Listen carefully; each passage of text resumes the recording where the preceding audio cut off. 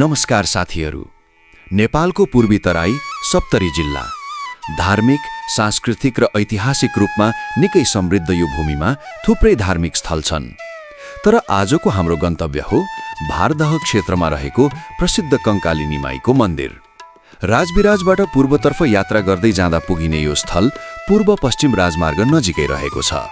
तर यो ठाउँमा पुगेर तपाईले एउटा प्रश्न अवश्य सोध्नुहुनेछ, कंकालिनी माईको कथा आखिर कहाँबाट सुरु भयो? स्थानीय जनविश्वास अनुसार कंकालिनी माईको कथा एउटा सपनाबाट सुरु हुन्छ। भनिन्छ बैरवा क्षेत्रका उदयानन्द पण्डितले एक रात सपनामा देवीको दर्शन पाए। सपनामा देवीले आफू जंगलमा रहेको संकेत दिँदै आफ्नो प्रतिमा खोजेर पूजा गर्न आदेश दिएको जनविश्वास छ। अब कल्पना गर्नुहोस्, त्यो समय न आजको जस्तो सडक थियो, न मोबाइल, न इन्टरनेट। जंगलको बीचमा देवीको प्रतिमा खोज्न जानु आफैमा एउटा साहसिक काम थियो। तर सपनामा देखिएको संकेतलाई विश्वास गर्दै मानिसहरू खोजीमा निस्के र त्यसपछि जंगलभित्र एउटा प्रस्तर प्रतिमा भेटिएको स्थानीय किम्वदन्ती छ। त्यही प्रतिमालाई स्थापना गरेर पूजा सुरु गरियो र बिस्तारै त्यो ठाउँ एउटा शक्तिस्थलका रूपमा परिचित हुँदै गयो।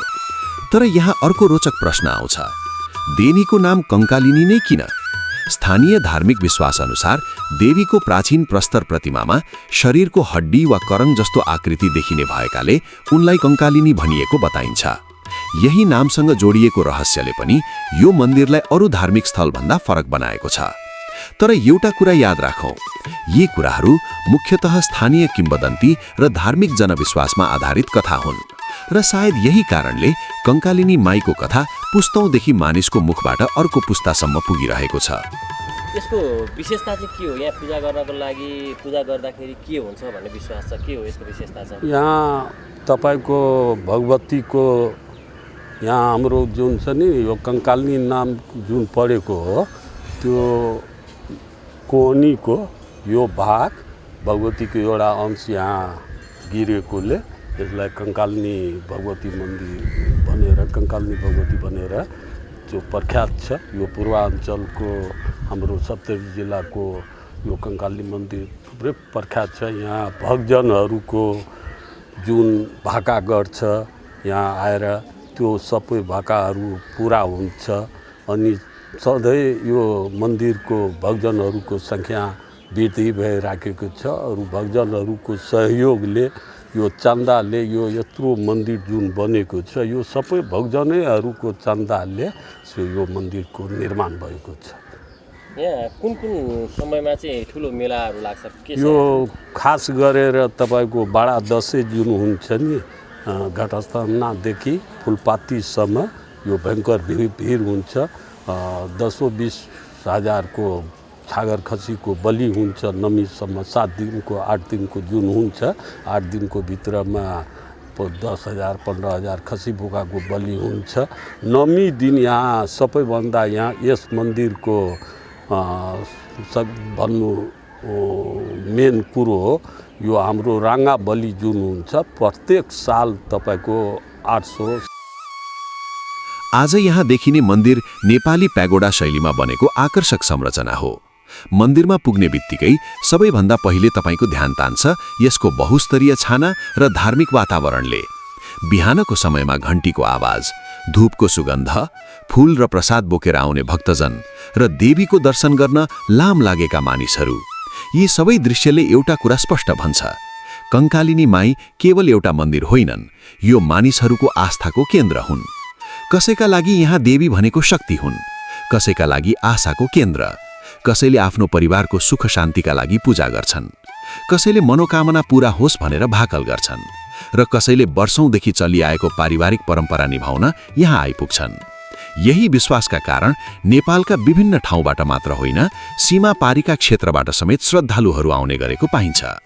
तर यदि तपाईँ कंकालिनी माईको वास्तविक चहल पहल हेर्न चाहनुहुन्छ भने दशैंको समय विशेष हुन सक्छ। नवरात्र सुरु भएसँगै मन्दिर वरपर भक्तजनको चहल पहल बढ्छ।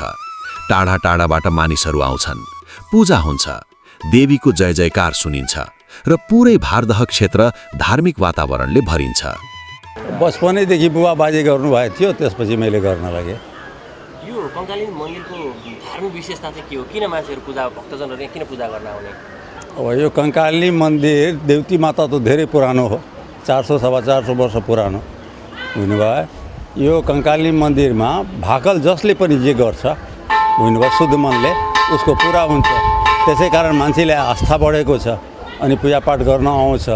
यहाँ राँगा पनि चढिरहेछ, कोही 8 राँगा चढिरहेछ सालमा, दसैँमा मात्रै। बोका त नित दिन चढिरहेछ, 10 20 25 50 बुझ्नुभयो। त भाकल गरेपछि मान्छेलाई मनोकामना पुरा हुन्छ, त्यसै कारण लोक भाकल चढाउन आउँछ, पूजा गर्न आउँछ। आस्था छ यहाँ धेरै। कङ्कालिनी माईसँग जोडिएको परम्परामा पशु बलिको प्रचलन पनि रहेको बताइन्छ। यो विषय धार्मिक आस्था र स्थानीय परम्परासँग जोडिएको संवेदनशील विषय भएकाले यसलाई त्यही सांस्कृतिक सन्दर्भमा बुझ्नुपर्छ। कङ्कालिनी माईको अर्को विशेषता हो यसको स्थान। एकातिर पूर्व पश्चिम राजमार्ग, अर्कोतिर कोशी नदीको विशाल क्षेत्र र बीचमा आस्थाको यो धरोहर। त्यसैले यहाँ आउने मानिसले केवल मन्दिरको दर्शन मात्र गर्दैन, उसले सप्तरीको प्रकृति, संस्कृति र धार्मिक जीवनलाई पनि नजिकबाट अनुभव गर्न सक्छ। तर अब तपाईलाई एउटा कुरा सोधौं, यदि सयौं वर्षदेखि मानिसहरू एउटै देवीमाथि विश्वास गर्दै आएका छन् भने त्यो विश्वासको शक्ति कहाँ हुन्छ?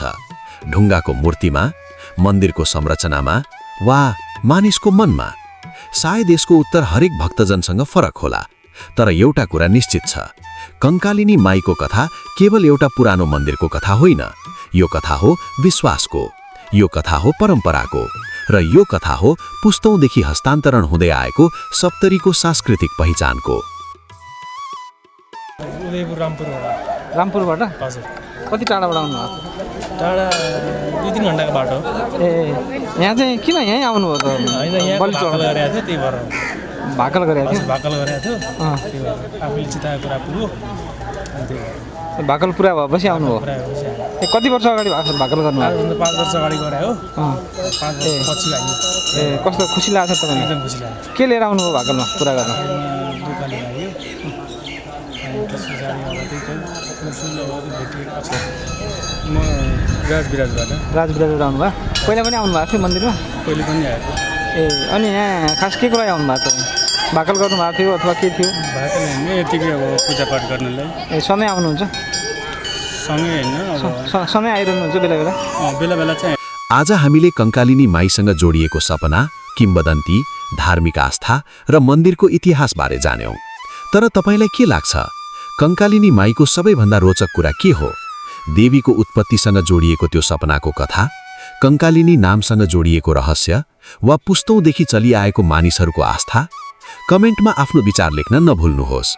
र यदि तपाईलाई नेपालका यस्तै रहस्यमय, ऐतिहासिक र धार्मिक स्थलका वास्तविक कथा मनपर्छ भने भिडियोमा लाइक गर्नुहोस्, च्यानल सब्स्क्राइब गर्नुहोस् र यो भिडियो आफ्नो साथीहरूसँग शेयर गर्नुहोस्। अर्को भिडियोमा फेरि भेटौँला, त्यतिन्जेलसम्मको लागि जय कङ्कालिनी माई।